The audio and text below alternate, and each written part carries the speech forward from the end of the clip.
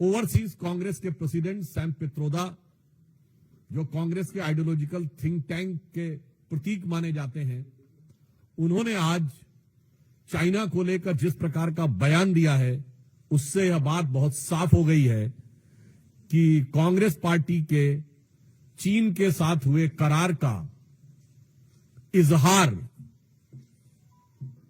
Sam Pitroda ने दिन दहाड़े कर दिया है। प्रत्यक्ष रूप से साफ साफ दिखाई पड़ रहा है। और ऑन द लाइटर नोट मैं कहना चाहूंगा, हिंदी में कहावत होती है, गुरु गुड़ रह गए और चेला शक्कर हो गए। मगर यहां जो चेला है वो तो गुड़ रह गए और गुरु चीनी हो गए।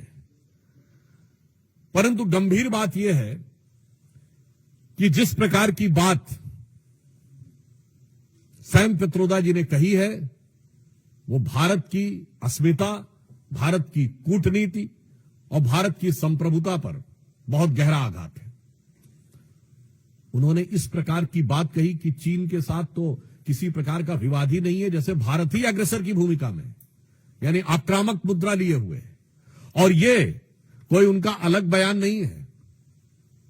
ये ओवरसीज कांग्रेस के चीफ हैं, यानी समुद्र पारी कांग्रेस के प्रमुख हैं। अब समुद्र पार से तो सोरस के सुर भी कांग्रेस के साथ मिलते हुए नजर आते हैं। परंतु यहां पर एक बहुत गंभीर बात है कि जो कुछ सैम पित्रोदा ने कहा है, यह कोई आइसोलेटेड इवेंट नहीं है, आइसोलेटेड स्टेटमेंट नहीं है। इसी भाव और इसी विचार के अनेक स्टेटमेंट राहुल गांधी पहले दे चुके हैं।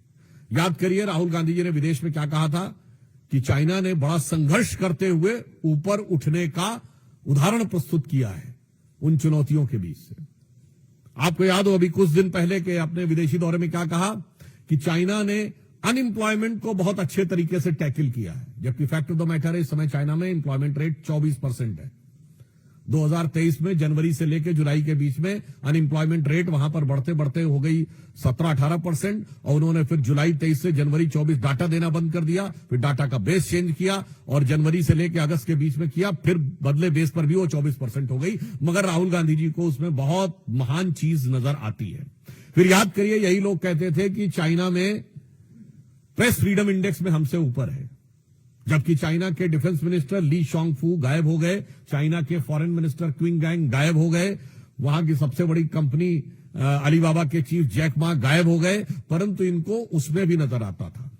अब आप आइए, इसके बाद उन्होंने कहा कि इकोनॉमिक ग्रोथ बहुत शानदार की गई है। ये सारे स्टेटमेंट्स हैं। और इकोनॉमिक ग्रोथ की फैक्ट ऑफ द पोजीशन यह है